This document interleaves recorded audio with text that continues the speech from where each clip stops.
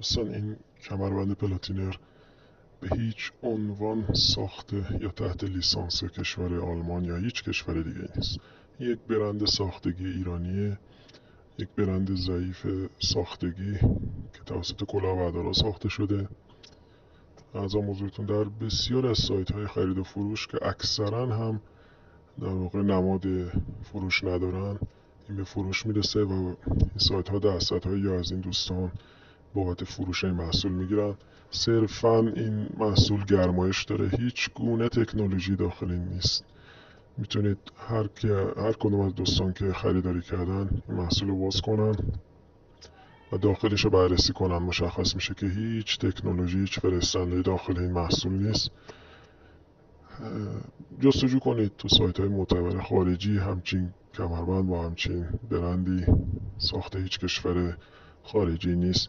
یه محصول بی‌کیفیت، بی‌خاصیتی هستش که داخل در واقع با تبلیغات گسترده تولید میشه و با قیمت‌های خیلی بالا به فروش میرسه.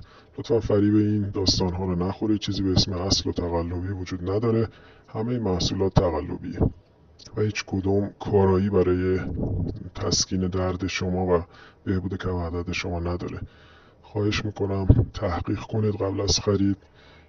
فریب فیلم ها و کلیپ هایی که بارگذاری میشه، کامنت هایی که میذارن این دوستان و توضیحات بسیار مفصلی که توی سایت ها در واقع در مورد تکنولوژی های این کمربند میدن، فریب این داستان ها رو نخورید. هیچ چیزی وجود نداره. قبل از خرید لطفا درست تحقیق کنید، جستجو کنید تا بعدا پشیمون نشید. متشکرم.